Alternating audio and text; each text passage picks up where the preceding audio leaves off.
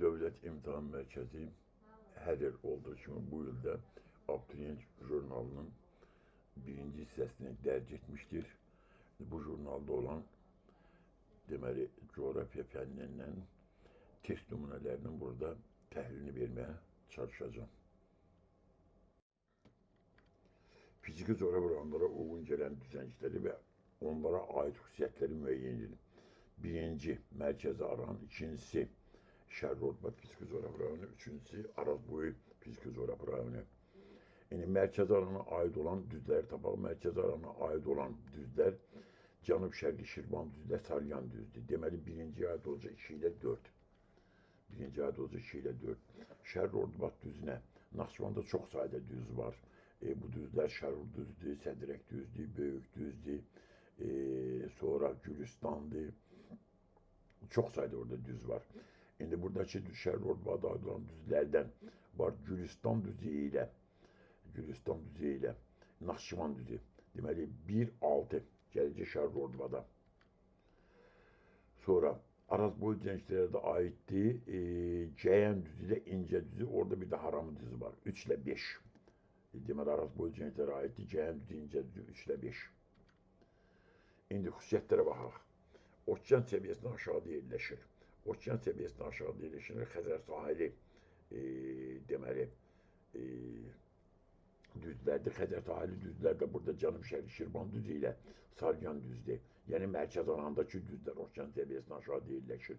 Yəni A aid olacaq birinciyə. B. Mütləq hündürlüyü 600 metrdən yüksəkdir. Azərbaycanda belə bir qayda var. Şərqə doğru hündürlük azalır, şərqdən qərbə doğru hündürlük yüksəlir. Yəni elə düzlər götürəcək ki, bunlar Azərbaycanın qərbində yerləşir. Azərbaycanın da ucqar qərbində yerləşən düzlər Şərqi Ordubad düzündə olan düzlərdir. Yəni Gülüstan düzü ilə Naxçıvan düzdür. Naxçıvan düzü ilə Gülüstan düzünün hündürlüyü mütləq hündürlüyü 600 metrdən yüksəkdir. Uğa göldə mütləq hündürlüyü 600 metrdən yüksəkdir. Bu aid olacaq Şərqi Ordubada. Sonra S bəndi Kiçik Qafqaz dağlarından cənub-şərqdə yerləşir. Kiçik Qafqaz dağlarından cənub-şərqdə yerləşənlər bu deməli Arazboyu düzlərdir. Arazboyu düzlərdən də deməli Cəyən düzdə burada verib İncə düzü. Yəni 3-5'ə aiddir Kiçik Qafqaz dağlarının cənub-şərqində yerləşmələri. C aid olacaq 3-cüyə. D. Qışı soyu keçən yarımtərə quru çölünün hakimdir. Qışı soyu keçən yarımtərə quru çölünü Azərbaycanda bircə yerdədir. O da Naxçıvandadır. Naxçıvan İqtisadi rayonunda yaxud Naxçıvan Ortaraz təbii vilayətində. Deməli, orada olan düzlərdəki deməli, Naxçıvan düzdə Gülüstan düzdür. Deməli, qışı soyu keçən yarımtərə quru çölünü Naxçıvan düzdə Gülüstan düzündə 1-6-da, yəni Şərqi Ordubaddadır. D aid olacaq ikinciyə. Y bəndi Xəzər dənizində birbaşa çıxışı var. Xəzər dənizi sahilində yerləşənlər Cənub-Şərqi Şirvan düzü ilə Salyan düzdür. Yəni 2 ilə 4'dür. 2 ilə 4'də mərkəz aran, yəni birinciyə aiddir.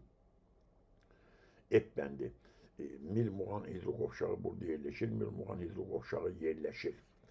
Deməli Araz boyunda yerləşən düzlər də burada Cəyən düzdə, İncə düzdür. Yəni F aid olacaq 3 ilə 5'ə Araz boyuya, yəni F aid olacaq 3-cüyə.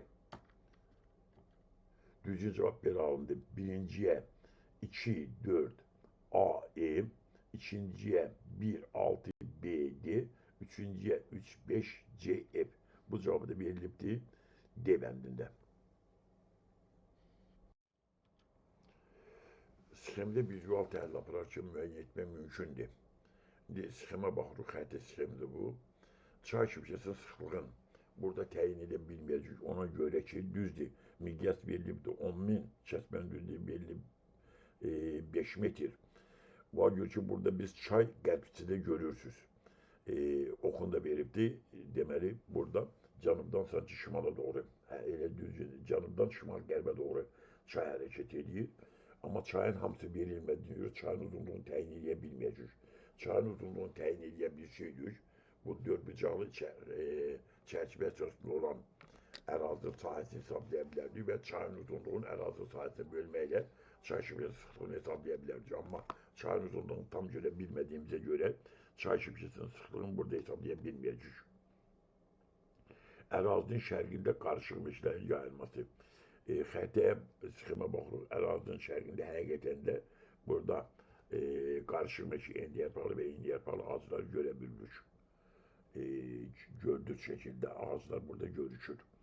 Deməli, ərazinin şərqində qarışılmış ilə yerləşib. Qırılmış meşə çoluqların yayılması burada görüşmür.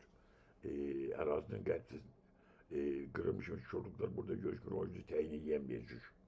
Deməli, hələlik düzdür ancaq ərazinin şərqində qarışılmışların yayılması. 4. Ərazinin qərb hissəsinin daha meyilli olması. Horizontallar bir-birinə nə qədər yaxınsa ərazi bir o qədər diklik meyillidir ki, qərb hissəyə baxırıq burada. Həqiqətən horizontallar bir-birinə yaxındır, meyillidir. Deməli, iki düzdür də qərb daha meyillidir. Relyefin mütləq hündürlük amputasını burada yenildirəm. Tamamilə mütləq hündürlük amputasını təyin edə bilməyəcək. Mütləq hündürlük amputasını bilməklə ən köşə yerlə ən yerin hündürlüyünü bilmək lazım ki, burada da bunu təyin etmək imkanımız yoxdur. 6. Ərazinin qərbində yarğanların inkişaf etməsini, yarğan işarəsini görürsünüz. Çayın sahilindəki o üçbucaq qara içərisində, üçbucaq oranlar, hələ bir hissəsində o qırmızı çərçivənin içərisində düşüb orada. Yarğanlar inkişaf edib. Deməli, düzgün cavab oldu 2, 4, 6. Bax, bu yarğanlar buradadır, yarğan buradadır. Düzgün cavab da oldu 2, 4, 6.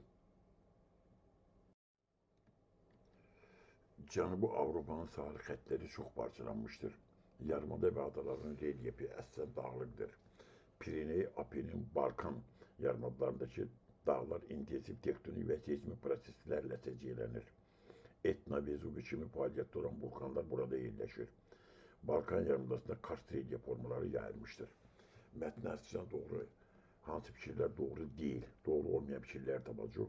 Əvvəl xəritəsində bura qoyum. Bu Cənubi Avropanı burada görəsiniz. İndi bura baxırıq. 1. Yenildirəm, doğru olmayan fikirlər tapacaq. Ərazinin relyefin formalaşmasında alt daxili gəmisinin rolu böyükdür. Həqiqətən də Afrika Tütüyü tabası şimala doğru hərəkət edir. Avrasiya Tütüyü tabası ilə toqquşur. Nəticədə Avropanın cənubunda alt daxili gəlməsi nəticəsində Alp dağlardır, Karpat dağlardır, sonra Apenin dağlardır, Balkan dağları yaranır. Alt daxili gəlməsinin relyef formalaşmasında böyük rol olur. Pireney dağlardır. Bu doğrudur, o cürdə bunu götürməyəcək. 2. Fəaliyyətdə olan vulkanlar səbəbindən regionun mütləq hündürlüyü yüksəkdir. Vulkan konusvarı relyef forması yaradır, balaca bir yeri tutur. Fəaliyyətdə olan vulkanlar səbəbindən regionun mütləq hündürlüyü yüksək deyil. Regionun mütləq hündürlüyü yüksək edən həmin o Alp qırışığındakı davamlı gəlmə prosesidir. Yəni bu doğru deyil. İçini o görə götürəcək.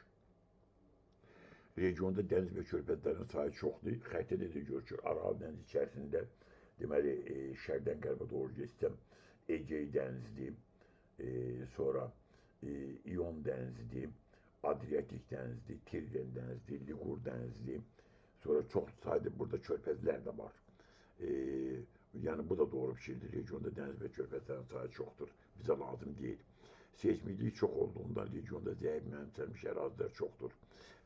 Cənubi Avropa inkişaf eləmiş ölkədə, inkişaf etmiş ölkələrdə zəlzələyə görə də yerindən yurdundan olmurlar.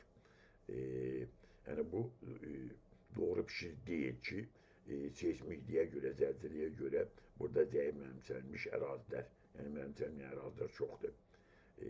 Fikir səhvdir, o görə bunu götürəcək. Sahil xəttinin çox parçalanması ərazinin dördüncü buzlaşmasına məruz qalması ilə səciyyələnir.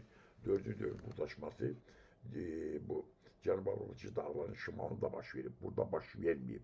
O yüzden sahil xəttinin çox parçalanması bununla bağlı deyil.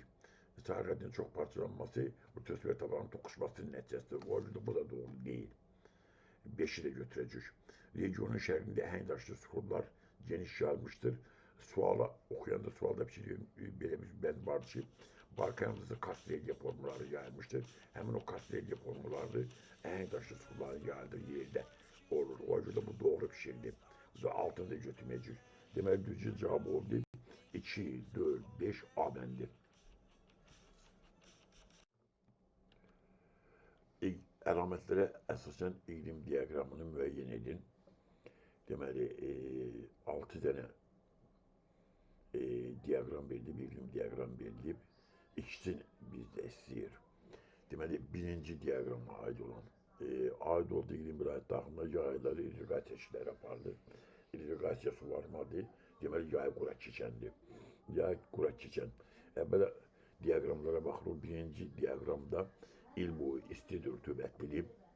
Yəni yay quraq deyil. İkinci diaqramda yenə də temperatur 20-30 arasında şimal yarımkürəsindədir. Yay ayları rütubətlidir, ola bilməz. Üçüncü diaqramda yenə də şimal yarımkürəsidir. Yay iyul temperaturu istidir. Deməli, qışda 10 dərəcə şaxta var. Yay aylarında burada suvarma aparmaq olar. Yayda isti qurudur. Dördüncü diaqramda yenə də yay isti qurudur. O görə 4 də ola bilər. 5. Yayda yağıntı kifayət qədərdir. 6-da yayda yağıntı yenə də kifayət qədərdir. Deməli, cavab ya 3-dür, ya da 4-dür. İkinci bənd. Bu diaqramın aid olduğu ərazidə dünyanın mühüm kurort turizm rayonları yerləşir. 3-də kurort turizm zəif inkişaf edəcək. O görə ki, qış ayları soyuqdur, temperatur -10 dərəcəyə düşür. Amma 4-də, deməli, qışda temperatur 7-8 dərəcə ilə, yayda temperatur 25 dərəcə arasındadır. Bu bildiğiniz kimi subtropik kuşağı Aral Denizi iqlim tipidir. Qışda mülayim hava kütlələrinin təsiri altında rütubətlidir. Yay isə isti quru keçir. O görə də elə ikinci bəndən təyin edirik ki, birinci diaqrama aid olan dördüncü diaqram de. Bu birinci xüsusiyyətlərə aid olanlar. Aid olduğu iqlim qurşağında 4 fəsil müşahidə olunur. Aral Denizi iqlim tipi bildiğiniz kimi subtropik kuşağıdadır.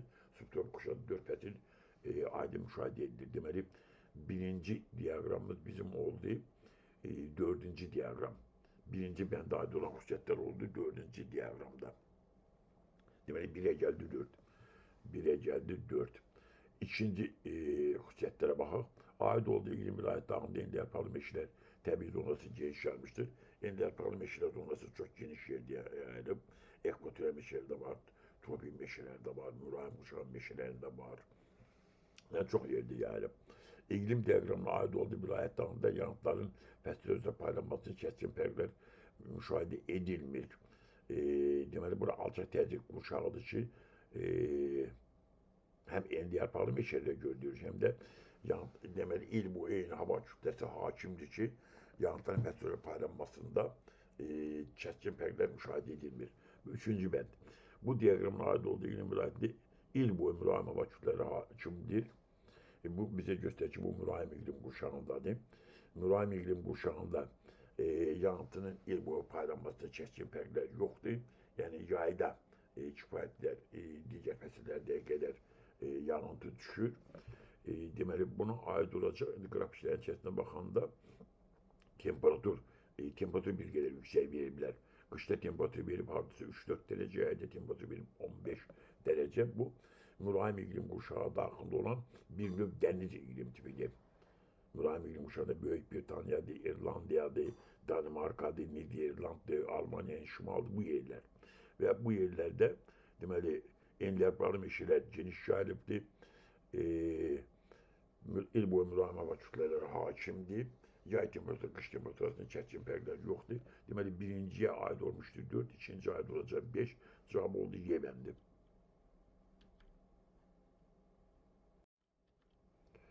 Sxemi tamamlayan Aralı Denizi regionu.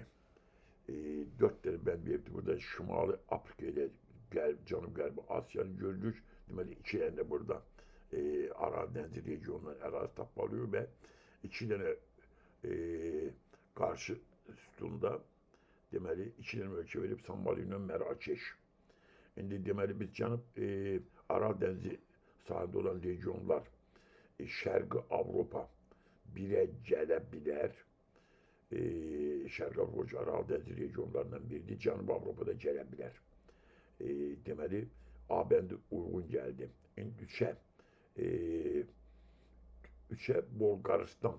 Bolqarıstan ola bilməz, o ki, Bolqarıstan Cənub-Qərbi Asiyada deyil. 4'ə gəlib Türkiyə. Türkiyədə yenə də biri əgər Şərqi Avropa deyir, Türkiyədə Şərqi Avropa deyir. O görə də A bəndi səhvdir. B bəndi. Yenə də bir Şərqi Avropa Aral Denizi sahillərdəndir. Bunun xəritəsində burada, xəritədə də görürsünüz. Bu regionlar burada görüşür. Deməli, 1'ə Şərqi Avropa ola bilər, İkiye de Cənubi Avropa ola bilər. Şimali Afrikanın Cənubi Avropada onsuz da burada verdim. Deməli, bir Şərqi Avropa, iki Cənubi Avropa düzgündür. Üç Türkiyə. Türkiyə Cənub-Qərbi Asiyaya aid olduğuna görə düzgündür. Və dörd ki, bu deməli Şərqi Avropa uyğun gəldi. Xorvatiya, deməli Adriyatik dənizi sahillərində olan köhnə Yugoslaviya respublikalarından biriydi. O da doğrudur. Deməli, B bəndi doğru oldu. Deməli, birə gəldi Şərqi Avropa ki, ölkəsi olacaq bunun ölkələrdən biridir Xorvatiyanı. İkiyə gələcək bu Cənubi Avropa ölkələrindən biri İtalyan şimalında yerləşən 10-cu əsrdən bəri respublika olan San Marino'dur. Üçə gələcək Türkiyə, Cənub-Qərbi Asiyada yerləşir və dörddə də Şimali Afrikadakı Mərakeş. Cavab oldu, deməli B bəndi.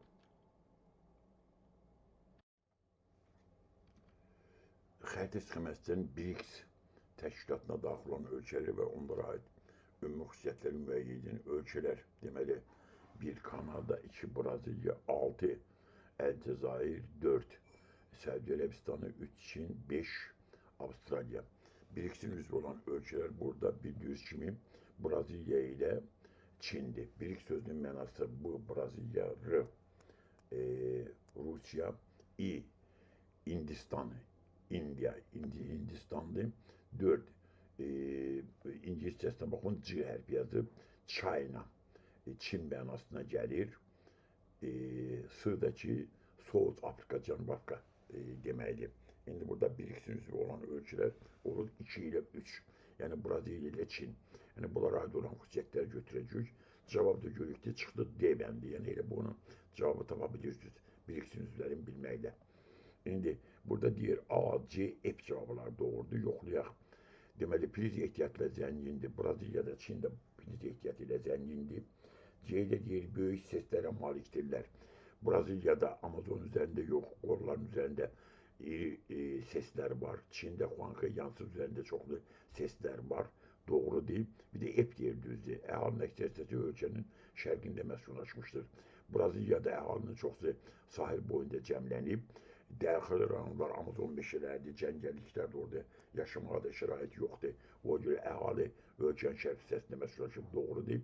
Çində də, Çinin şərq hissəsi ovalıq, böyük Çin düzəndir, qərbi daha çox dağlıqdır.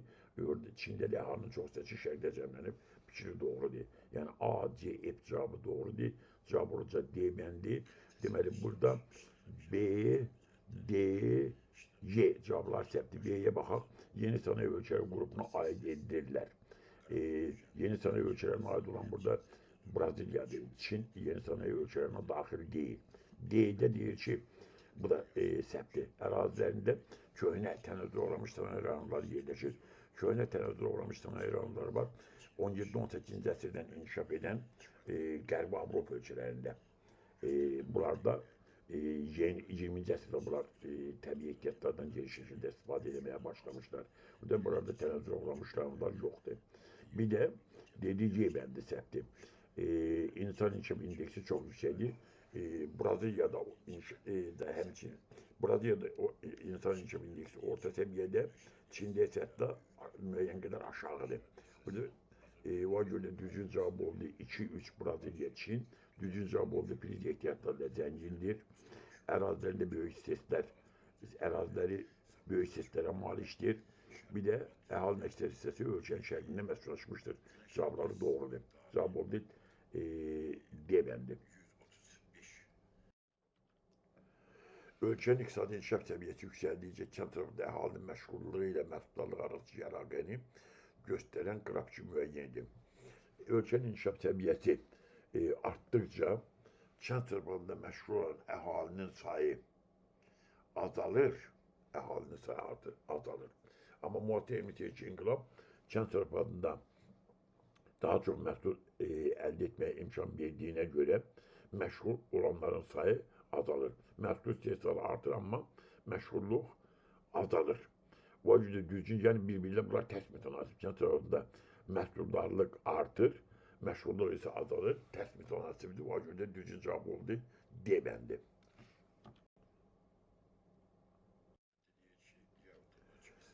xüsusiyyətlərin aid olduğu iqtisadi rayonları xəritə sxemi müvafiq müəyyən edin. İqtisadi rayonlara baxaq. 1. Şəkidə Aktala, 2. Qazax Tovuz, 3. Mərkəzi Aran, 4. Şərqi Zəngəzur, 5. Şirvan Salyan, 6. Quba Xaçmaz iqtisadi rayonlardır.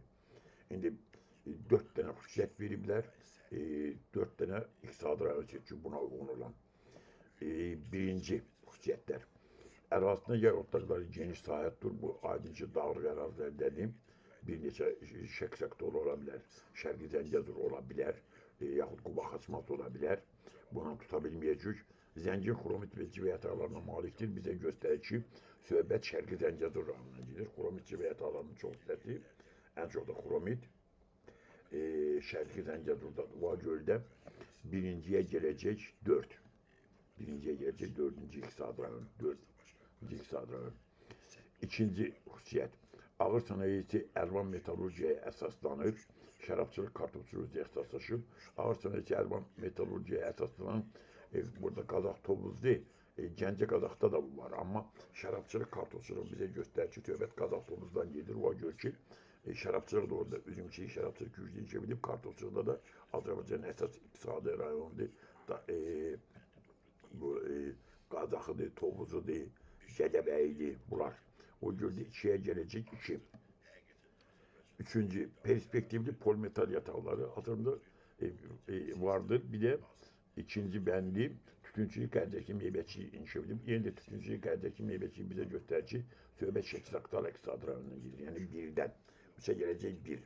Perspektifli polimetal yataqları. Azərbaycanda polimetal yataqları burada var, Şərqi Zəngəzurda var, Naxçıvanda var. Amma tütüncülük qərdəki meyvəçilik bizə deyir ki, Şəkidə Aktalanı götürməliyik. Orada deməli Balakən Aktala rayonlarında mis polimetal yataqları var. Mis polimetal yataqları var. Gələcəkdə bundan istifadə etmək mümkündür. Yəni üçüncü aid olacaq 1. Dördüncü, Şimal-Cənub nəqliyyat dəhlizi üzərində yerləşir. Ərazisində sənaye qovşağı var. Quba Xaçmazda burada yerləşir Quba Xaçmaz. Bu ərazidə bir də yerləşir Şimal-Cənub nəqliyyat dəhlizində. Bir də Şirvan Salyan. Sənaye qovşağıda Şirvan Salyanda elə Şirvan şəhəri ilə Salyan yığcam ərazi təşkil olunması. Yəni ərazi istehsal kompleksi sənaye qovşağıdır. Şimal-Cənub nəqliyyat dəhlizi üzərində yerləşən budur. İndi Quba Xaçmazda vacib olan sənaye qovşaqları var, amma yerli əhəmiyyətlidir, resmi əhəmiyyətli sənaye qovşağı orada yoxdur. O göldə 4-cüyə gələcək 6. Deməli, belə bir cavab alındı. 1-ciyə 4, 2-ciyə 2, 3-cüyə 1, 4-cüyə 5 cavab alındı Yemen'də.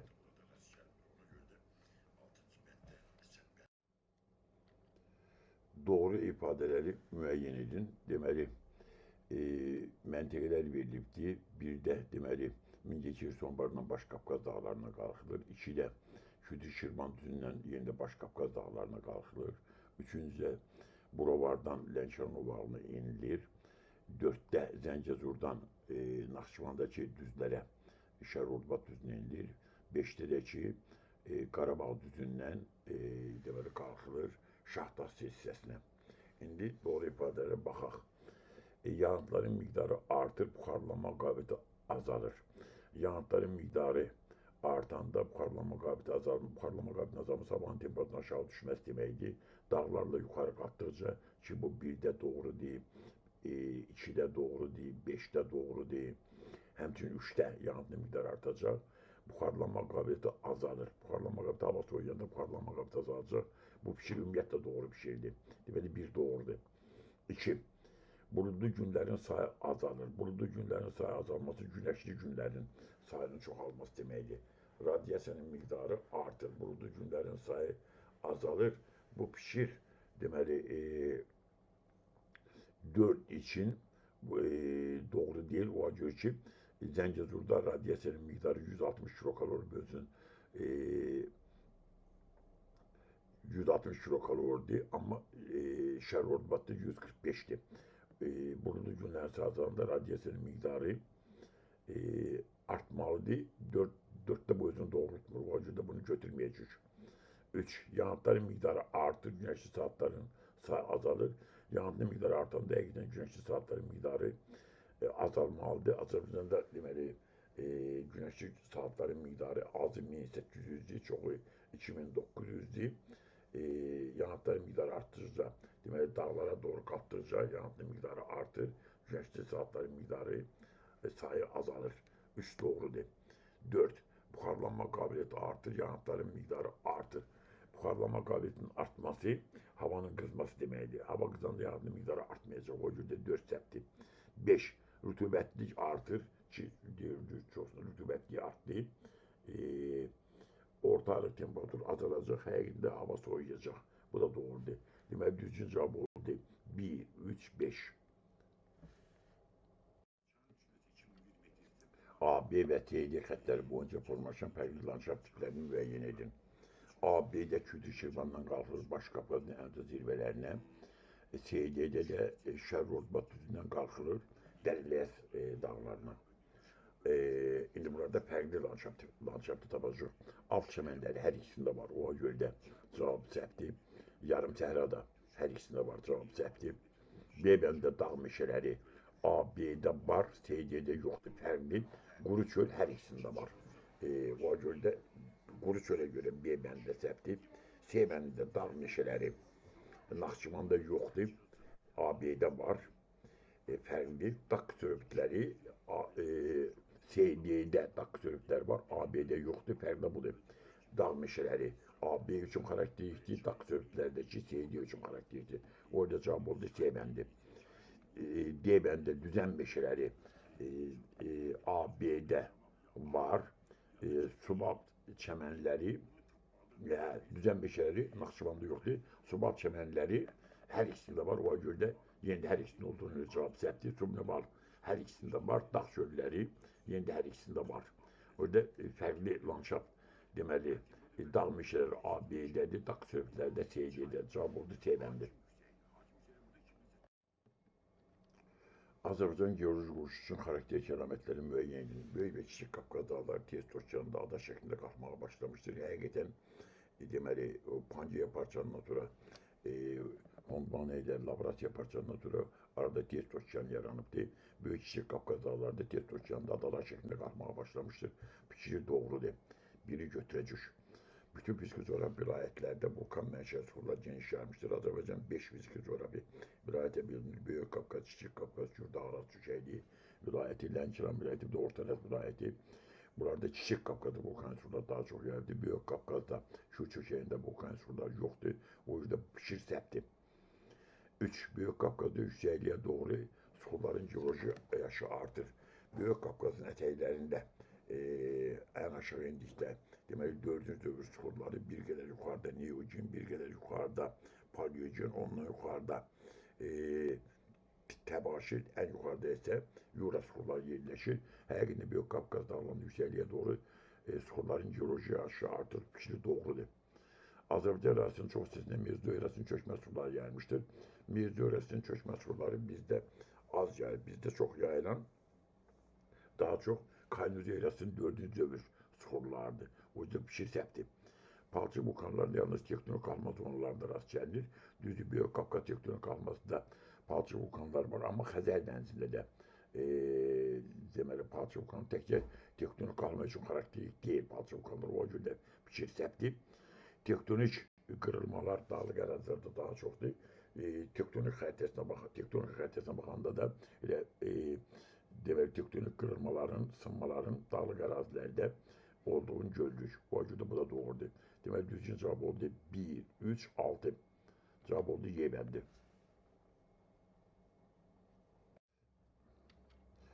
Eyler-Venn diaqramına uyğun bəndləri müəyyən edin. Braziliya cəryanı Bencil cəryanı. Cənub istiqamətində hərəkət edir. Cənuba doğru hərəkətləyən Braziliya sahillərində cənuba doğru hərəkət edən Braziliya cəryanıdır. Yəni bir aid olacaq birinciyə. Soyuq cəryandır. Soyuq cəryan Bencildir. Soyuq qərb küləkləri cəryandan ayrılır. Atlant Okeanın deməli bu şərq hissəsi ilə şimala doğru hərəkət edir. Şimal Afrika sahillərinə doğru hərəkət edir və Bencil soyuq cəryandır. Deməli 2 aid olacaq ikinciyə. Atlantik Okeanı'na aittir. Bengel Atlantik Okeanı'nın şərqində, Afrika sahillərində, Braziliya Atlantik Okeanı qərbində, Braziliya sahillərindədir. 3 ayda olacaq 3-cüyə. Dəyişkən rütubətli meşələrin yaranmasına səbəb olan Braziliya cəryanıdır. Braziliya ərazisində dəyişkən rütubətli meşələri yaradır. Amma Bengel cəryanı sahildə Namib kimi səhra yaradır. O halde dəyişkən rütubətli meşələrin yaranmasına səbəb olan Braziliya cəryanı 4 ayda olacaq 1-ciyə. Arid, yəni quraq iqlim şəraiti yaradan soyuq cəryanıdır, Bengel cəryanıdır. Deməli 5 ayda olacaq 2-ciyə. Cənub yarımkürəsində yerləşir. Hər ikisi ekvatordan cənubdadır, hər ikisi cənub yarımkürəsindədir. Yəni 6 ayda olacaq 3-cüyə. Deməli belə bir cavab alındı. 1-ciyə 1-4, 2-ciyə 2-5, 3-cüyə 3-6 cavab oldu B bəndində. 1000 kubmetr oduncu adam Afrika ölçülərində 13 ton, inkişaf etmiş ölçülərdə isə 200 ton kağıt və karton alınır. İnkişaf etmiş ölçülərdə məhsuldarlığın yüksək olmasının səbəbini müəyyən edin. Xam malın keyfiyyətinin fərqli olması, xam malın keyfiyyətinin fərqli olmasının mətləbə dəxli yoxdur. Xam malın keyfiyyəti fərqli ola bilər, amma bu mətləbə dəxli yoxdur. Xam malın daşınmasının ucuz baş verilməsi, xam mal gətirmə xam mal əsaslananda dəniz nəqliyyatda daşınır, ucuz başa gəlir, bunun da mətləbə dəxli yoxdur. Əsas odur ki, biri alır 200 ton, biri alır 13 ton.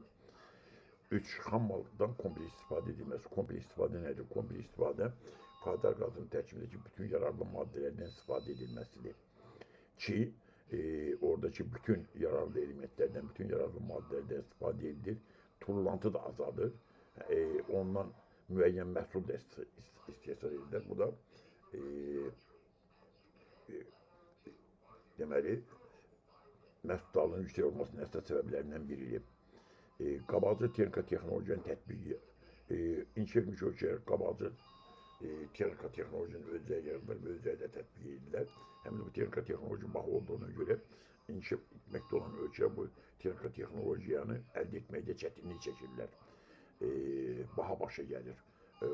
Pulları yoxdur bunu almağa. Bu da deməli inkişaf etmiş ölkələrdə məhsuldarlığın yüksək olmasının əsas səbəblərindən biridir. İstehsalda ucuz enerji mənbələrində istifadə edilməsi, deməli ucuz enerji deyəndə çayların hidroenerji ehtiyatları nəzərdə tutulur. İnkişafda olan ölkələrdə də, inkişaf etmiş ölkələrdə də deməli kağız istehsalı çoxlu su, həm də elektrik enerjisi tələb etdiyinə görə ucuz enerji mənbələrindən istifadə edilir fikri doğrudur. Amma bu yeni inkişaf etmiş ölkələrdə 1000 kubmetrdən 200 ton, inkişafda olan ölkələrdə 13 ton kağıt almasının səbəblərindən dögür.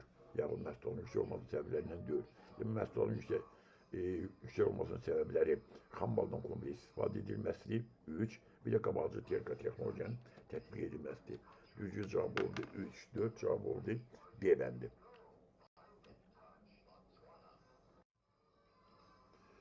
Bakı şəhərində saat 14:10 olarsa, xəritə çıxanda yerli vaxtı 20:50 və 12:50 olan məntəqələri müvafiq olaraq müəyyən edin. Bakıda 14:10-dur, məntəqələrin birində 20:50. 20:50 deməli vaxtı Bakının vaxtından qabaqdadır, bu şərqdə yerləşir. 12:50, 14:10-da 14:10-a görə geridədir, o görə də bu qərbdə yerləşir. Deməli birinci məntəqə Bakıdan şərqdə, ikinci məntəqə Bakıdan qərbdə yerləşəcək. İndi Bakıda 14:50, 14:10, digər məntəqədə 20:50-dir. Vaxt fərqini tapaq. Vaxt fərqini tapanda 20:50-dən 14:10-a çıxanda alacaq 6 saat 40 dəqiqə. 20-dən 14 çıxdıq, 6:50-dən 10 çıxdıq, 6:40. 6 saat 40 dəqiqəni dərəcəyə çevirsək, 6-nı vuracaq 15-ə, 40-ı böləcək 4-ə. 6-nı 15-ə vuranda 90 dərəcə, 40-ı 4-ə böləndə 10 dərəcə, 90 dərəcə üstəsi 10 dərəcə, 100 dərəcə. Deməli, Bakıdan 100 dərəcə şərqə getmək lazımdır.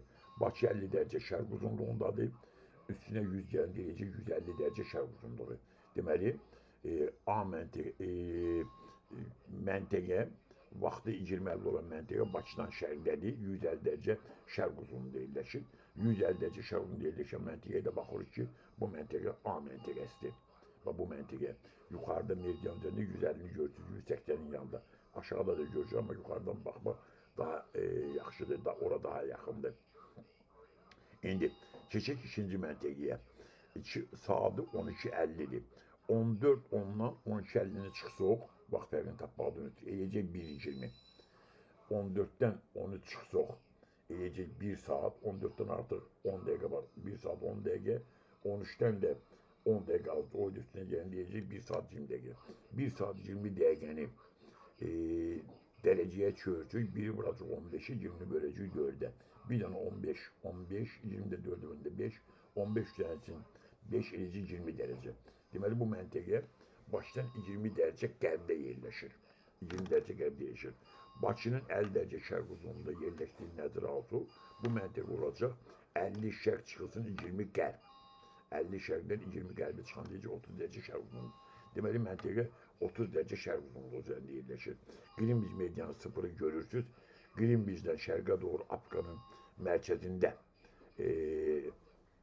Misrin cənub hissəsində Ep məntəqəsi var. Burada da eləyəcək saat 12:50. Deməli, saatı 20:50 olan A'dır, saatı 12:50 olan F'dir. Cavab oldu A, F D cavabı. Xəritə sxemində toplayıcı hövzəsi verilmiş çaya aid xüsusiyyətləri müəyyən çay. Deməli, Dunay çayıdır. Qərbi Avropada İsveçrə arasından başlayıb bir çox ölkəni keçib gəlib Qara dənizə tökülür, hövzəsi verilib burada. Alp, Karpat, Balkan dağlarından çoxlu sayda qollar qəbul edir. Həqiqətən də bu Alp dağlarından başlayır. Karpat dağları Rumuniyada, Ukraynanın qərbində, deməli, Karpat dağları Aypara şəklində görüşür və Balkan dağlarının Dinardan, Rodopdan, Starapırandan çoxlu sayda qollar qəbul edilir. Fikri doğrudur, bir doğrudur. Avropanın ən uzun çayı hesab olunur. Avropanın ən uzun çayı 3531 kilometrdə Volqa çayıdır. Bunun uzunluğu 1700 kilometrdən azdır. 1690 kilometrdir. Bu da iki səpdir.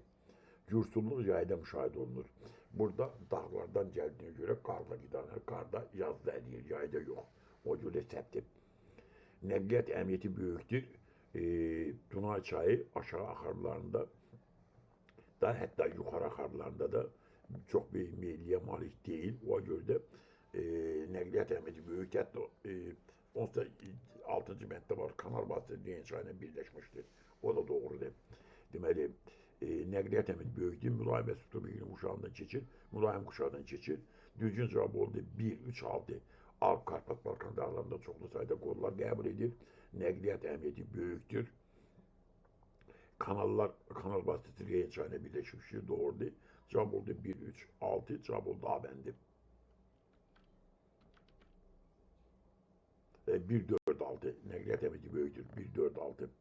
Cavab oldu C bəndi.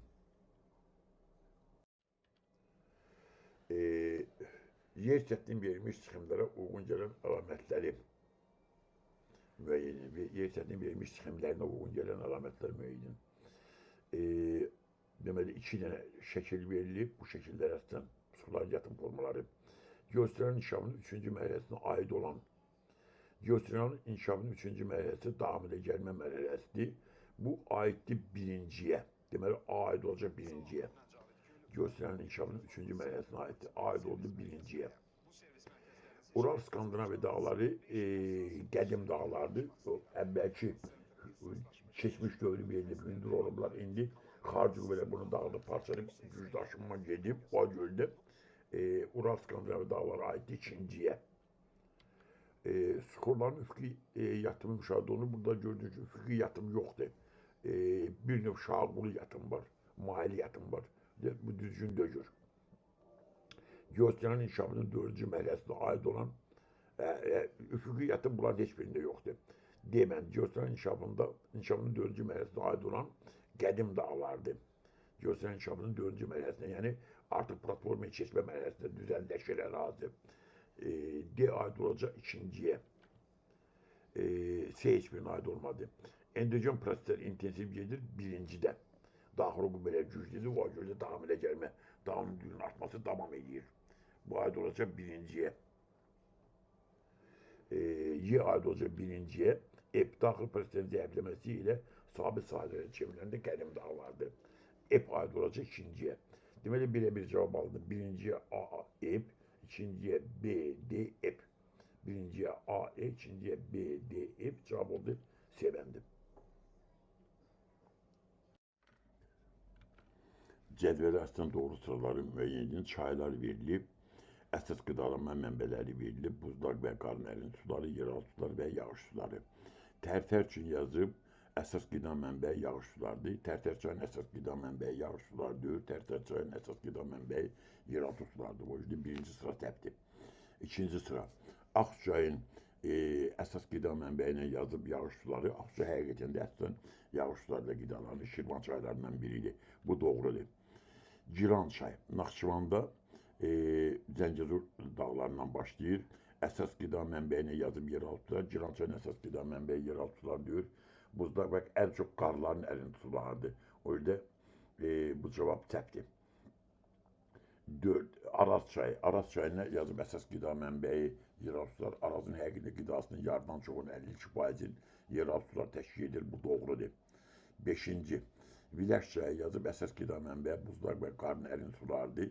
Lənkəran vilayətinin çaylarındandır. Burada bildiğiniz kimi uca zirvələr yoxdur.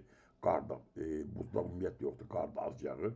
Orada Viləş çayının əsas qida mənbəyi buzlar və qarın ərin sular deyil, yağış sulardır. Cavab səhvdir. Və Pirsaat çayı Qobustan Abşeron çaylarındandır. Ancaq yağış sularla qidalanırlar. O görə də yağış yağmında bunlar quruyan çaylardır. Pirsaat çayında əsas qida mənbəyi yağış sulardır. Fikri doğrudur. Deməli, düzgün cavab oldu. 2. Deməli, Ağsu çay. 4. Araz çayı. 6. Pirsaat çay. Cavab oldu A bəndi. Düzgün cavab bu. Doğru sıraları müəyyən edin. Səbəb nəticə. Təbiətdə suyun bir haldan digərinə keçməsi böyük və kiçik su dövranına səbəb olur. Doğru səbəb nəticə əlaqəsidir. O cür ki, suyun maye haldan buxar halına keçməsi, buxar haldan maye hala keçməsi yaxud bərk hala keçməsi böyük və kiçik su dövranı suyun bu aqreqat halı dəyişmədən baş verməsi mümkün deyil. Burada bu səbəb nəticə əlaqəsi doğrudur. Bir doğrudur. 2. Rütubətin paylanması fizik aşınma səbəb olur. Fizik aşınma rütubət çatışmayan yerlərdə, quraq yerlərdə baş verir. Günəş deməli su olmayan yerlərdə gündüz suxurlar günəş istiyinin təsiri altında genişlənir, qızır, genişlənir. Gecə kəsin şəkildə soyuyub sıxılır. Davam edən bu dəfələrlə təkrarlanma nəticəsində fizik aşınma baş verir. O görə rütubətin paylanması fizik aşınma ilə bir səbəb nəticə əlaqəsi yoxdur. O görə səhvdir. Yerin daxili enerjisi morfostruktur relyef formaları. Morfostruktur relyef formaları yerin daxili enerjisi yox, günəş enerjisi yaradır. Yerin daxili enerjisini yaratdığı relyef formaları morfostrukturdur. Ki, o görə də bu 3 səhvdir. Yerin daxili enerjisi morfostrukturu yaradır, morfostrukturu yaratmır. Bu səbəb nəticə əlaqəsi burada yoxdur. 4. Qida zənciri. Üzvü maddələrin dövranı, yəni bioloji dövran. Qida zənciri nəticəsində üzvü maddələr dövran edir. Ki, bitkilər yerdən aldığı su, mineral və maddələrdən, havadan aldığı karbon qazından, günəş enerjisindən istifadə edərək bu maddələrdən, cansız maddələrdən canlı maddə yaradır. Ki, bunu bitkilər edir fotosintez prosesi ilə. O görə bitkilərə biz aptotrof yaxud protozent deyirik. Digər canlılar bu qidalarla qidalanır. Bunlara biz konsument deyirik. Və ən nəhayət canlı müəyyən müddət yaşayandan sonra məhv olmalıdır və ondan sonra onu kiçik mikroorqanizmlər parçalayır. Bunlara deyirik redusentlər parçalayıb bitkinin yenidən istifadə edə biləcəyi ilkin şəklə salırlar. Bu da olur bioloji dövran. Deməli, qida zənciri, üzvü maddələrin dövranı, bioloji dövran. Burada səbəb nəticə əlaqəsi var. 4 doğrudur. Yerin üzərində fırlanması, qabarma, çəkilmə. Yerin üzərində fırlanması nəticəsində dar buxtalarda, körpəzlərdə qabarma, çəkilmə hadisəsi baş verir. Qabarmanın dövrü yarımsutkalı qabarmalar dünyada daha çox yayılıb. Dövrü 12 saat 50 dəqiqədir. Bunun yarısında qabarma, yarısında çəkilmə baş verir. Yəni, bu səbəb nəticə əlaqəsi doğrudur. Yəni 5 də doğrudur. Deməli, düzgün cavab oldu 1, 4, 5. Cavab oldu C bəndi. Dağın ətəyində havanın temperaturu 18 dərəcə Selsi, yamazda yerləşən A məntəqəsində isə 3 dərəcə Selsi olarsa, Semda menteşesinin yerini müəyyən edin. B menteşesi atmosfer təzyiqi 660 mm civəstondur. B menteşesi gördüğünüz kimi kənardan sayında 3-cü horizontalın üstündədir. Kənardan 1-ci horizontal üstündə də 0 metr göstəricisi var. B menteşesi mütləq hündürlüyü ilə biz kəsmə hündürlüyü tapa bilərik. Bunun üçün tapmadan ötürü B menteşesi atmosfer təzyiqi göstəricisini istifadə edirik. B menteşesi atmosfer təzyiqi 660 mm civəstondur. 0 metr olan kənar horizontalda isə ki, dağın ətəyidir bu. Normal atmosfer təzyiqi 760 mm civəstondur. Təzyiq fərqi 760 mm-dən 660 mm civəstona çıxacaq, alacaq 100 mm civəstonu burada B ilə 0 arasında atmosfer təzyiqi fərqi var. Deməli 100 mm atmosfer təzyiqi fərqini metrə çevirməkdən ötürü deməli atmosfer təzyiqinin 10 metrdə 1 mm civəstonun dəyişdiyini nəzərə alaraq 100 mm civəstonun vuracaq, onu alacaq. Deməli 1000 metr. Deməli B məntəqəsinin mütləq hündürlüyü elədi 1000 metr. B məntəqəsinin mütləq hündürlüyü elədi 1000 metr. İndi kəsmə hündürlüyü tapmadan ötürü B 3-cü horizontalın üzərindədir. 3-dən biri çıxanda edir 2. 1000-i 2-yə böləndə eləcə 500 metr. Deməli kəsmə hündürlüyümüz 500 metrdir. Bu göstəricini istifadə edərək biz A məntəqəsinin yerini tapa bilərik. İndi bunun üçün deməli əvvəla biz A-nın yerləşdiyi hündürlüyü tapmalıyıq. A-nın yerləşdiyi hündürlüyü tapmadan ötürü temperatur göstəricisindən istifadə edirik. 0 metrdə, yəni dağın ətəyində temperatur 18 dərəcədir. A məntəqəsi 3 dərəcə Selsidir. Aradakı temperatur fərqi 18-dən 3-ü çıxmaq lazım eləyəcək 15 dərəcə. Yəni A məntəqəsi ilə 0 metr arasında 15 dərəcə temperatur fərqi var. 15 dərəcə. 15 dərəcə temperatur fərqini metrə, kilometrə çevirməkdən ötürü havanın temperaturu 1 kilometr 6 dərəcə Selsi yaxud 100 metrə 0,6 dərəcə Selsi dəyişir. Kilometrə tapmadan ötürü 15-i böləcək 6-ya. Əvvəla bunu yazım. 1000 metri böldü 2-yə 500 metr kəsmə hündürlüyü tapdıq. 18 dərəcə 3 dərəcədən çıxdım, aldım 15 dərəcə. 15 dərəcə Selsi temperatur fərqin kilometrə çevirməkdən ötürü 15 dərəcəni böləcəm 6-ya alacam. 2,5 kilometr yaxud 2500 metr. Deməli, A məntəqəsi mütləq hündürlüyü 2500 metr olan nöqtə üzərində yerləşib. İndi o görə də kəsmə hündürlüyündə 500 metr olduğunu bilərək kənardan 1-ci horizontal 0 metr, 2-ci horizontal 500 metr, 3-cü horizontal ki, üzərində B var, bir də 4-cü məntəqə var. Burada 1000 metr, 4-cü horizontal deməli hündürlüyü eləyəcək 1500 metr, 5-ci horizontal üzərində 3 var. Bu eləyəcək, 3-cü məntəqə var. Bu eləyəcək 2000 metr və üzərində 2-ci məntəqə olan nöqtə horizontal eləyəcək 2500 metr. Bir yandan da olacaq 3000 metr. Deməli, bizim məntəqəmiz 2500 metr mütləq hündürlüyə uyğun gəlir ki, bu da ikinci məntəqəyə uyğun gəlir. Yəni A ikinci məntəqə olan yerdədir. A-nın mütləq burada da. Deməli, cavab da olacaq ikinci məntəqənin yanı cavab verilib Y bəndində. Seçilənli belə. Respublikamızda əkinçiliyin dəmiyə şəraitində aparıldığı ərazilər üçün səciyyəvidir. Əkinçilik bildiyi kimi Azərbaycan Respublikasında bütün düzən ərazilərdə suvarma şəraitindədir. Dağ ətəyində, dağın yamacında əkinçilik dəmiyə şəraitdədir, yəni suvarılmadan inkişaf etdirilən əkinçilikdir. Yəni, alçaq, orta dağlıq ərazilər üçün səciyyəvi olan xüsusiyyətlər götürəcək. Torpaqların şoranlaşması ehtimalı böyükdür. Dağın yamacında, ətəyində şoranlaşma olmaz, o görə ki, meyilliyi var. Yeraltı su yorub gedəcək aşağı, o görə də şoranlaşma baş verməyəcək. O görə də bu cavab səhvdir. Əhali sıx məskunlaşmışdır. 20-ci əsrə qədər dağın ətəyində əhali sıx idi. İndi burada əhali xeyli azalıb, o görə də bu cavab səhvdir. Hələ yalnız bir doğrudur, torpaqların şoranlaşma ehtimalı böyükdür. Bağışlayın, bu da səhvdir. Əhali sıx məskunlaşmışdır. Bu da səhvdir. Şabaldı, Daqqara, Qəhbəyi dağ meşə torpaqları yayılmışdır. Dağ ətəyində şabaldı torpaqdır. 400 metr ilə 800 min metr arasında. Bundan yuxarıda 800 metrlə 1800 metr arasında Daqqara torpaqlardır və bu hündürlüklərdə həm də Qəhbəyi dağ meşə torpaqları yayılıb. Bu cavab doğrudur. Dəmyaçiçilik, Şabaldı, Daqqara, qəhvə torbalarda yayılıb. Mülayim isti iqlim tipi üstünlük təşkil edir. Dəmyaçiçilik olan yerlərdə mülayim isti iqlim hakimdir. Bu doğrudur. 3, 4. En soğuk ayın orta temperatürü 0 derece Celsius'tan yüksektir. Fikir doğru değil. Bunun ümumiyyətlə belə dəxli yoxdur. Yəni temperatur 0 dərəcədən aşağı da ola bilər. Əsasən dağ ətəyi və orta dağlığı əhatə edir. Fikri doğrudur. Deməli düzgün cavab oldu 3, 4, 6. Əkinçilik bu yerlərdə dəmyə şəraitdə aparılır. Daha doğrusu dəmyə əkinçiliyinin inkişaf etdiyi yerlər çox xarakterik olan cəhət oldu. 3, 4, 6 cavab oldu. D bəndi.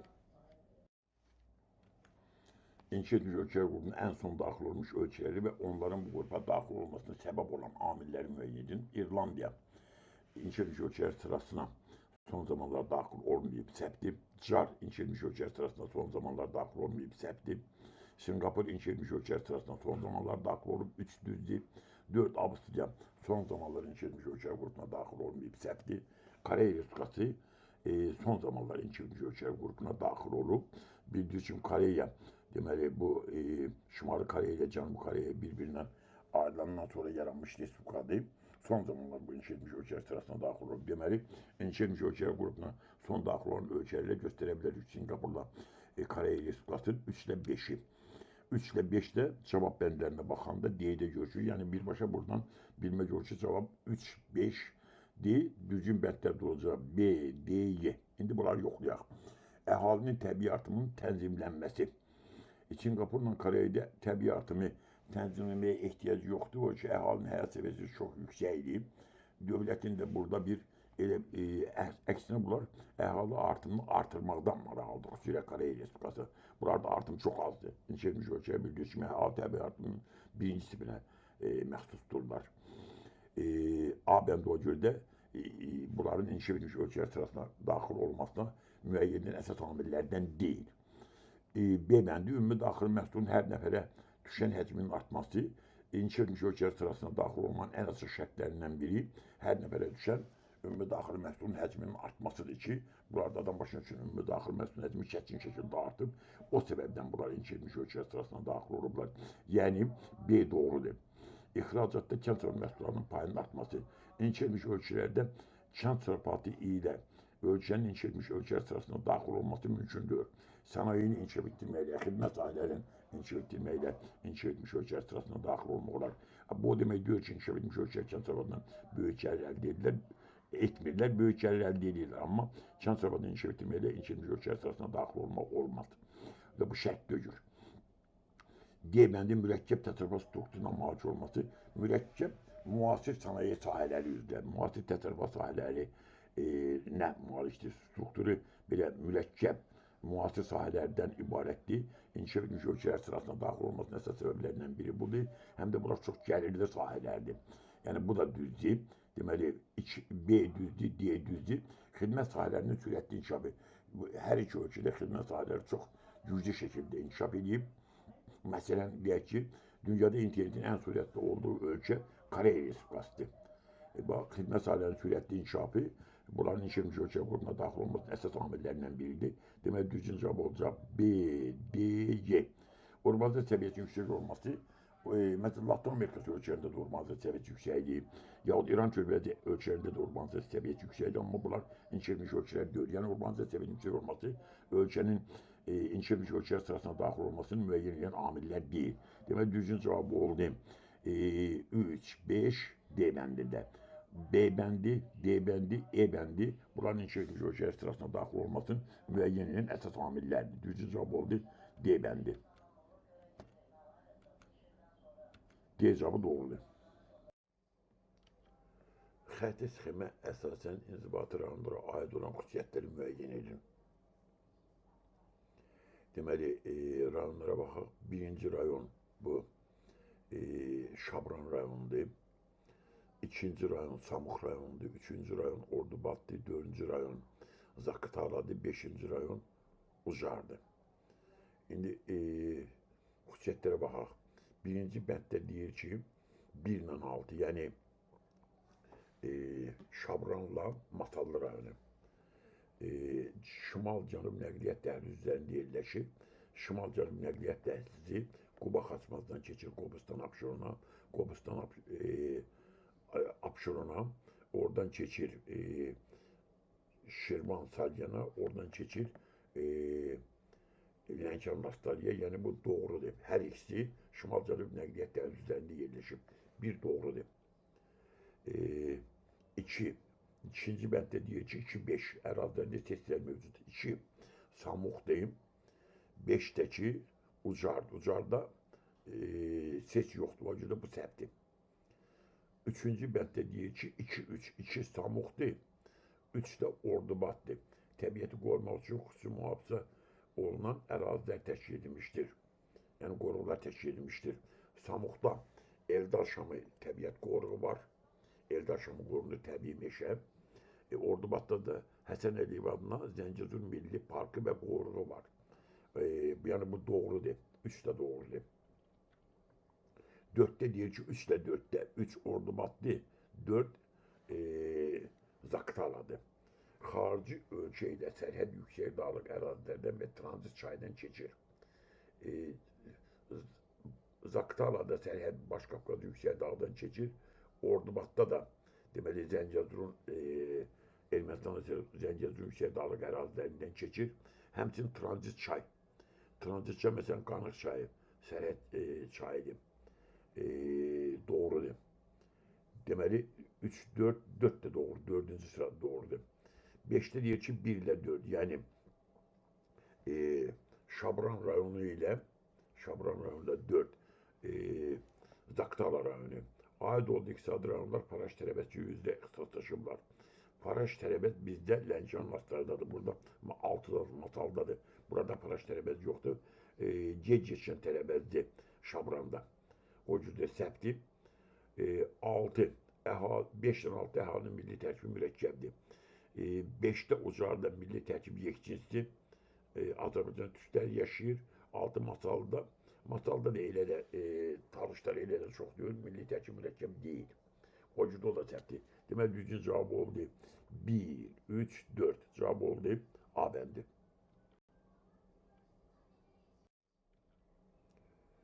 Nöqtələr üstündə tərtib olunmuş xəritədə bir nöqtə 1000 nəfəri ifadə edir.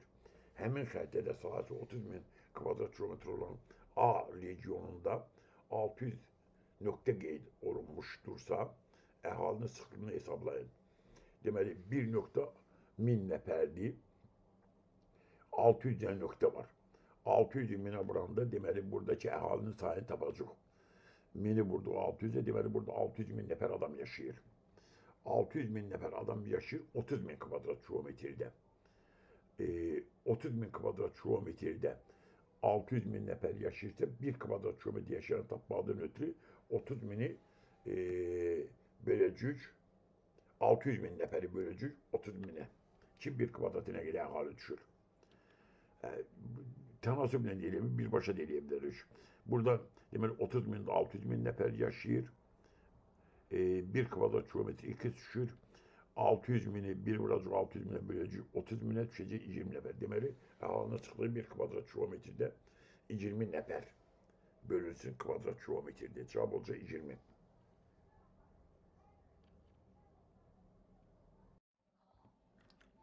Doğru fikirləri müəyyən, ifadələri müəyyən edin. Azərbaycanda böyük kabotaj daşımaları əsas yer tutur. Kabotaj daşımaları dəniz daşımaçılığıdır. Böyük kabotaj bir ölkədən başqa ölkəyə, yaxud bir dənizdən başqa dənizə daşımalardır. Azərbaycanda bu mənada İranda Ənzəliyə, Türkmənistanda Türkmənbaşına, Qazaxıstanda Aktauga, Rusiyada Həştərxana, sonra Dərbəndə, Mahaçqalıya yüklər daşınır. Amma böyük kabotaj daşımaları Azərbaycanda əsas yer tutmur. Kiçik kabotaj daşımaları Bakı, Salyandır, Bakı, Lənkərandır, Bakı, Şabrandır. Bu Azərbaycanda əsas yeri tutmur. Yük daşımalarda əsas yeri Sakitcandır.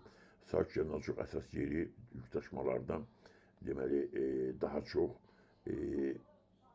Atlant okeanıdır ki, Amerika, Şimali, Cənubi Amerika, Afrika, Avropa, həmçinin Asiya arasındakı yük daşımalar deməli Atlant okeanında daha çox daşınır. O görə də 2 də səhvdir.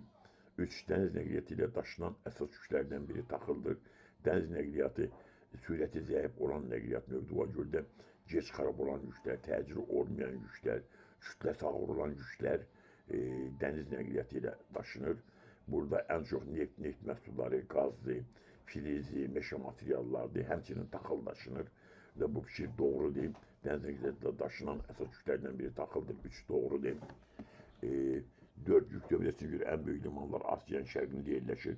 Yaponiyada, Koreyada, Çində dünyanın böyük limanları yerləşir, 4 də doğrudur. Dünya ticarət donanmasına inkişaf etmiş ölkələr başçılıq edir. Dünya ticarət donanmasına inkişaf etmiş ölkələr yox. Dünya daşıyıcıları deyilən ölkələr bu Panamadır, Liberiyadır, Yunanistandır. Bunlardır. Yunanistan düz inkişaf etmiş ölkədir. Deməli, Liberiya, Panama bayraqları altında üzürlər. O yüzden inkişaf etmiş ölkələr bura başçılıq eləmir. 5 səhvdir. 6 dəniz nəqliyyatının beynəlxalq sərnişin daşınmasında pay azdır. Dəniz nəqliyyatı biraz dedim sürəti az olduğuna görə sərnişin daşınmada pay azdır.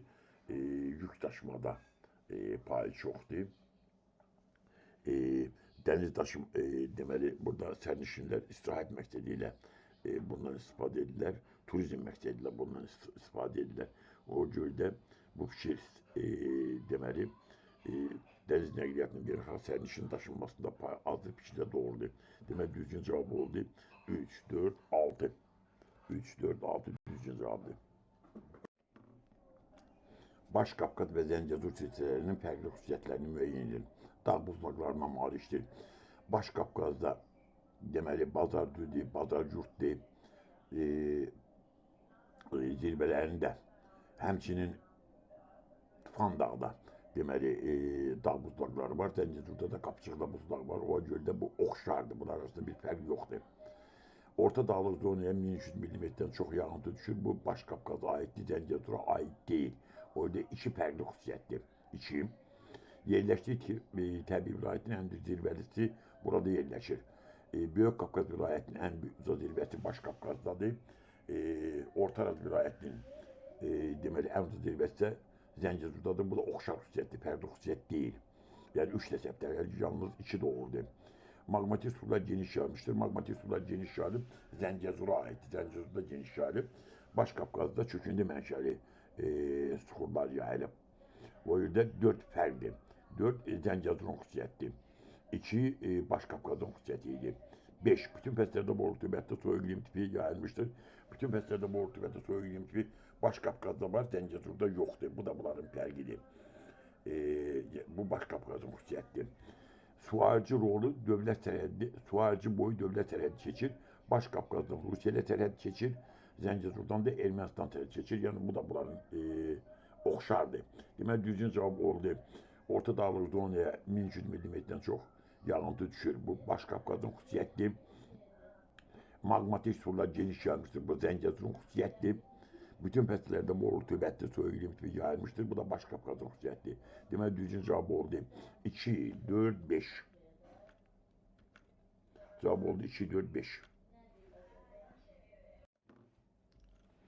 Doğru sıraları müəyyən edin. Materiklərin ucqar nöqtələri, yanvarda daxil olan hava kütlələri, iyulda daxil olan hava kütlələri.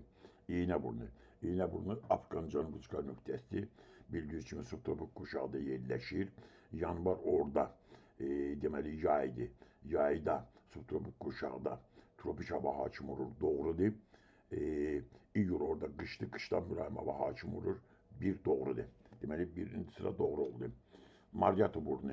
Maryato burnu Şimal Amerikanın cənubi çıxar nöqtəsidir. Deməli, subekvatorial iqlim quşağında yerləşir. Subekvatorial iqlim quşağında yayda ekvatorial hava hakim olur. Qışda tropik hava hakim olur. İndi yanvar şimal yarımkəsindədir bu. Yanvarda tropik hava düzgündür. Qışda tropik havadır. Qışı isti, kuru keçir. İyul burada yaydı. Yayda da ekvatorial hava hakim olur. İsti rütubəti keçir. Bu da doğrudur. Üçüncü sıra Cənub-Şərq burnu Avstraliyanın cənubi çıxar nöqtəsidir. Subtropik iqlim quşağında yerləşir. Subtropik iqlim quşağında yayda deməli tropik hava, qışda mülayim hava hakim olur. Deməli yanvar orada yaydı. Yayda mülayim yazıbdır. Mülayim diyor. Tropik hava olmalıdır. İyul orada qışdır. Qışda da tropik hava yox, mülayim hava olmalıdır. Orada bu səhvdir. 4 York burnu Avustralya'nın şimal rüzgar nöqtəsi subekvator iqlim qurşağında yerləşir. Cənub yarımkəsində subekvator iqlim qurşağında yayda ekvatorial, qışda tropik hava hakim olur. Yanvar orada deməli yaydır. Tropik hava olmur. Ekvator hava hakim olmalıdır. İyul orada qışdır. Ekvator hava yox, tropik hava hakim olmalıdır. Səbtdir. Mertson, Şimal Amerikanın şimal rüzgar nöqtəsidir. Subarktik iqlim qurşağında yerləşir. Yanvarda deməli subarktik qurşağıdadır. Yanvarda orada qışdır. Aktiv hava kütlələri hakim olmalıdır. İyul yaydır. Yayda da mülayim hava kütlələri hakim olmalıdır. O görə də bu da səhvdir. Deməli düzgün cavab oldu 1 ilə 2. Uyğunluğu müəyyən 1 Azərbaycan, 2 Qazaxıstan, 3 Türkmənistan. A bəndi Xəzər hövzəsində ən uzun sahil xəttinə malik olan bildiyi kimi Qazaxıstandır. Şimali Xəzərdə ən uzun sərhəd Qazaxıstandır. Aid olacaq Qazaxıstana. 1, 2, 3 qeyd edeyim. Deməli 1 Azərbaycan, 2 Qazaxıstan, 3 Türkmənistan. A aid oldu Qazaxıstan, yəni 2-yə. B bəndi yanacaq ehtiyatlarının əsas hissəsi Xəzər dənizinin şerf zonasında olan Azərbaycandır və dünyada dənizdən ilk neft çıxardan ölkədə bildiyi kimi şerf zonasından ilk dəfə neft çıxardan da Azərbaycandır. B aid olacaq Azərbaycan, yəni birinciyə. C bəndi Asiyanın ən alçaq nöqtələrindən biri burada yerləşir. Karagiye nöqtəsi bildiyi kimi Qazaxıstanın Xəzər dəniz sahillərində yerləşir. -132 metr hündürlüyə malikdir. Yəni C aid olacaq Qazaxıstana, ikinciyə. D bəndi subtropik kontinental iqlim tipi hakimdir. Subtropik qurşaqda biliyorsun qərbdə Aralıq dənizi, şərqdə mustondur, mərkəzdə kontinentaldır, Türkmənistanda da kontinental subtropik iqlim tipi hakimdir. Yəni D aid olacaq Türkmənistana, D aid olacaq 3-ə. Y bəndi ərazisində geostrinalda yerləşən ovalıq vardır. Geostrinalda yerləşən ovalıq bizim Küraraz ovalığı geostrində yerləşir. Yəni Y də aid olacaq Azərbaycana. Deməli belə cavab alındı. 1-ə B, E Azərbaycana gəldi. Yanacaq ehtiyatlarının əsas hissəsi Xəzər dənizinin şerf zonasında yerləşir və ərazisində geostrinalda yerləşən ovalıq vardır. Bu Azərbaycana aid olan xüsusiyyətdir. Qazaxıstana aid oldu. Xəzər hövzəsində ən uzun sahil xəttinə malikdir və Asiyanın ən alçaq nöqtələrindən biri burada yerləşir. Bu Qazaxıstana aiddir. Türkmənistana aid olan da oldu. Subtropik kontinental iqlim tipi hakimdir. 1-ə B, E, 2-yə A, C, 3-ə də D cavablar doğrudur. Deməli, sizə təqdim olunmuş situasiyanı diqqətlə oxuyun. Burada verilmiş məlumatların istifadəsi 28-30 sayılı tapşırıqlar yerinə yetirin. Son dövrdə iqlim dəyişikliklərində antropogen amillərin təsiri xeyli artmışdır. Buna əsas etibarilə sənayinin güclü inkişafı, enerji mənbələrindən geniş istifadə səbəb olmuşdur. Bu da iqlimin qlobal istiləşməsi probleminə gətirib çıxarmışdır. Antropogen amillərin təsirini azaltmaq üçün müxtəlif tədbirlər həyata keçirir. Bu tədbirlərdən biri də yanacaq növlərinin ekologiyacə daha təmizləri ilə əvəz edilməsidir. Məsələn, daş kömürlə işləyən müəssisədə istilik vermə qabiliyyəti 9800 kilokalori olan A yanacaq növündən istifadə edirik, daha səmərəli işləyə bilər. Mətnə əsasən problemin səbəb və nəticələrini müəyyən edib, hər birinə ən azı 2 nümunə yazın. Sonra deməli, burada Dövlət İmtahan Mərkəzinin verdiyi cavabları verirəm. Deməli, səbəb nədir? Yanacaq yandırılır, nəqliyyat vasitələrinin istifadə, sənaye müəssisələrinin fəaliyyəti. Nəticəsi nədir? Dünya okeanda səviyyənin qalxması, mətndə də görürsünüz bu, çoxullu donuşluqların əriməsi, qurunun su altında qalması, suyun səviyyəsi yüksəlir, fəlakətli meteorlu hadisələr son zamanlar çoxalır, bitki heyvan növlərinin azalması, səhralaşma, dağlarda meşələrin sərhədinin yuxarı qalxması ilə nəticələnir. Və bu cavablardan yazılmalıdır. Bilirəm, səbəb yanacağın yandırılması, o görə ki, indi bir ildə yandırılan yanacaq 20-cəsinə əvvəlinə qədər bütün insan tarixi ərzində yandırılan yanacaqdan çoxdur, bir ildə yandırılan yanacaq. Nəqliyyat vasitələrinin istifadəsi, nəqliyyat vasitələrinin sayı hesabı yoxdur. Bu çoxlu miqdarda yanacaq işlədir, həmçinin sənaye müəssisələrində çoxlu yanacaq yandırılır. Bu da gətirib bu deyilən dünya okeanı səviyyəsinin qalxmasına, çoxlu donuşların əriməsinə, qurunun su altında qalmasına fəlakətli meteorlu hadisələrə baş verməsinə, bitki heyvan növlərinin azalmasına, səhralaşmaya və dağlıq meşənin sərhədinin yuxarı, dağlarda meşənin sərhədinin yuxarı qalmasına səbəb olur. Deməli, 29-cu test mətn əslən daş kömürü əvəz edə biləcək ağ yanacaq növünü və ona aid xüsusiyyətləri müəyyən edin. Məsələnin şərtində deyir ki, məsələn, daş kömürlə işləyən müəssisə istilik vermə qabiliyyəti 9800 kilokalorluğun A yanacaq növündən istifadə edib daha səmərəli işləyə bilər. İndi A yanacaq növünün şərti yanacaq əmsalı bildiyi kimi 9800 kilokalori bu yanacaq növü istilik vermə əmsalı. Biz 7000 kilokalori yanacağı, şərt yanacağı vaadi qəbul edilir. Bu 1 kiloqram daş kömürdən verdiyi istilik. Ona görə də Dövlət İmtahan Mərkəzinin verdiyi cavabı göstərirəm indi sizə. Deməli, A yanacaq növünün şərti yanacaq əmsalını tapmadan ötürü 9800 kilokalorunu bölü 7000-ə alır 1,4. İstilik vermə əmsalı 1,4-dür. İndi bunun az yandırmalı. Yanacağın adı təbii qazdır. Yanacağın səmərəliliyi nədədir? Məsələn, biz əgər 1,4 ton 1400 kilo daş kömürün əvəzinə deyək ki, 1 ton qaz yandıracaq, təbii qaz yandıracaq. Həm qazda yanma tam yetkinliyi ətraf mühitə verdiyi ziyan azdır, həm də ki, az yandırılacaq. İndi cavabı oxuyuram. A yanacaq istilik vermə istifadəsinin səmərəliliyi nədədir? Yanacağın istilik vermə qabiliyyəti daş kömürdən çox olduğu üçün müəssisə daha az miqdarda yanacaq yandıracaq və nəticədə atmosferə daha az karbon qaz atılacaq. Bu şəkildə olmalı cavab.